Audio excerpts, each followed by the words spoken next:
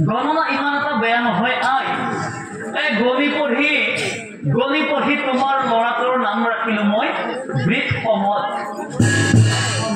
সমত ৰাখিলো আৰু আই মহাপণ্ডিত হ'ব আই মই গণনাত পালো কিন্তু এটা কথা আই ইয়াক যেতিয়া যৌৱনকাল হ'ব পুত্ৰ পৰা আই তুমি অলপ অসাৱধান থাকা পুত্ৰৰ পৰা আই তুমি সাৱধান থাকা মই কিয় কৈছো জানা আই বিপদ আহিব পাৰে তেনেহ'লে আই এতিয়া মই যাই থাকো